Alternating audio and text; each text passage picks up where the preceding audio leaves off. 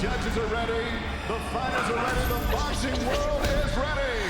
The fight starts now! Let's go. How do you like it? On the show. So aggressive, so focused. It all comes down to this. Still the undisputed champion of the world. DAZN Weekend Preview. And welcome to the Virgil Ortiz versus Erickson Lubin preview show presented by Paramount Pictures Running Man in theaters November 14th. Tickets are on sale now. And we welcome you to beautiful Fort Worth, Texas as we get you set for a massive fight in the super welterweight division between Virgil Ortiz Jr. and Erickson the Hammer Lubin. I'm Chris Mannix. He is the Latin Snake, Sergio Mora. And Sergio, if those boots were made for walking, those boots weren't made for you. You cannot pull those off. When in Texas, you gotta dress like a cowboy, like a mean hombre. I mean, I'm like an urban cowboy. Remember that John Travolta movie? Yeah, I go from Saturday Night Live to urban cowboy, baby. Yeehaw in Texas. I have never seen anyone less capable of pulling off the cowboy boots look, but I appreciate you pandering to the audience. Speaking of boots, speaking of running and running, man, Virgil Ortiz is not running away from any of the big fights. In fact, he is running towards them. The stakes exceptionally high for this fight with Boots Ennis potentially waiting in the wings in the first quarter of next year. But this is a big one, Sergio. This is a big, big fight against a very tough test. Earlier on Thursday, we heard Rick Meridian, the manager for Virgil Ortiz, say, look, this is not some gimme fight. This is not a walkover fight. Erickson Lubin is a real guy. Erickson Lubin is the real deal. And I agree with him. Erickson Lubin has a couple of losses on his resume, but that's because he fights guys. That's because he's not afraid to put his resume to the test, put his record to the test. I believe this is going to be the most competitive fight of Virgil's career. How do you see it? Listen, it's a type of fight where it could end in the first round. Both of them have too much dynamite in both hands. It could end in the first round, or the later it goes, the better it can go for Lubin as well. It could be explosive either way. I love the fact that Erickson Lubin said all the right things. He has momentum as well. I love the fact that he fought back-to-back undefeated fighters. He was the first fighter to knock out Luis Arias after that loss to Fundora. So he has momentum. He has confidence. That Jesus Ramos fight actually prepared him for this fight, because Ramos and Virgil are similar in stature, in height, in size, in aggression, and we see how Lubinson handled him. He's not overloading. He's boxing. He's using angles, using the jab. So he's a smarter hammer instead of just waiting for that big hammer to drop.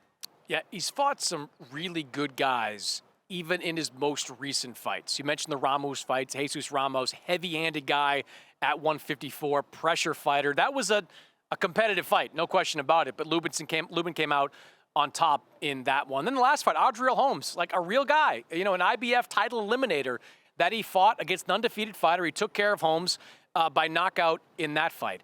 One of the things I think Virgil's going to have to be aware of in this fight is, he's fought some natural 154s, but this has been Lubin's division forever. He has been fighting at 154 for years now. Yes, he's had some setbacks. He lost in the first round by knockout to Jermell Charlo. He got beat up a little bit against Sebastian Fundora, but was winning that fight right before he got knocked out. But he's comfortable in this weight class, even though when you see these two guys standing side by side, it looks like Ortiz is the naturally bigger fighter. But this man is the natural junior middleweight. He is, and he's probably the bigger puncher as far as 154 goes, because Virgil Ortiz is a punishing puncher. He pulverizes his opponent with volume.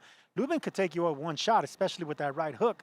That Fundora fight, you said it was a physical fight, even though it was a close fight of the year type fight. Both men went down.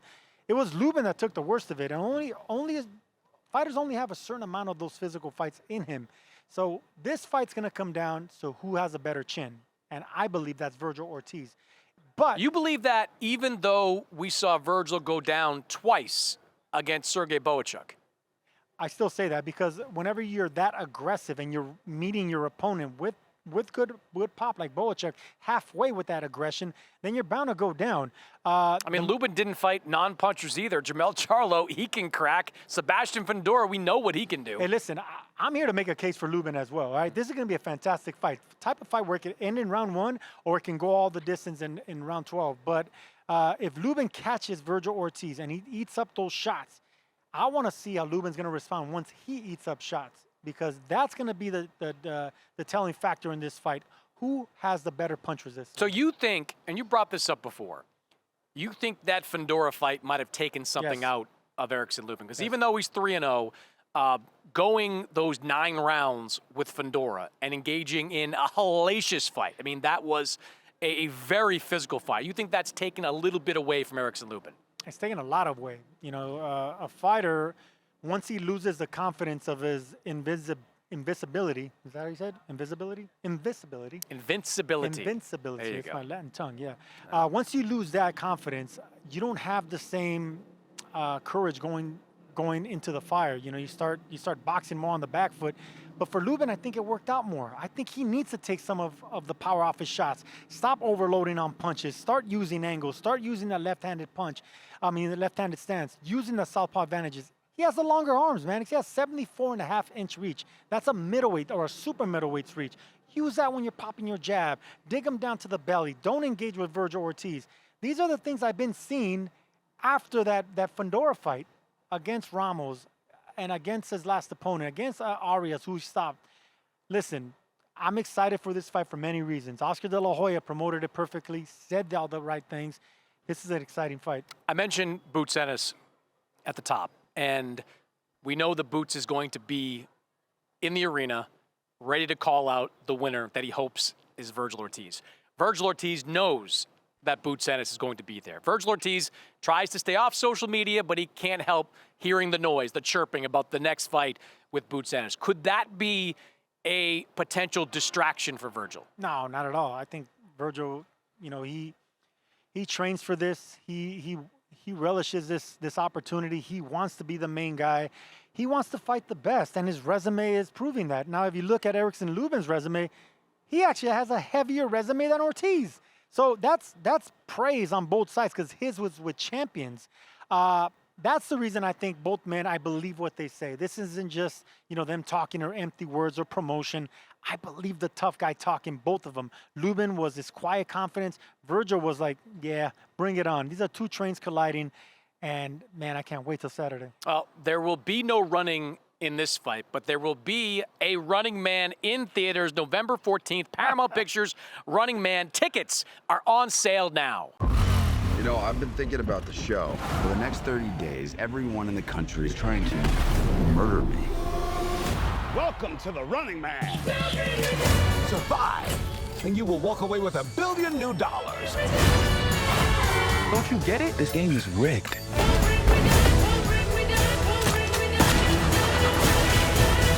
What is happening? Welcome to the Running Man. The Running Man. Tickets on sale now. Only in theaters November 14. All right, well, Sergio, Virgil Ortiz, Erickson Lubin tops a terrific card here in Fort Worth, Texas. We got the return of Darius Fulgham looking to get back in the 168-pound title picture, going up against David Stevens. A little bit further down the card, a man that Golden Boy believes is the future of the heavyweight division, former U.S. Olympian Joshua Edwards, looking to stay perfect in his young career. So, Sergio, let's talk about Joshua Edwards. We had a chance to see every one of his fights up until this point.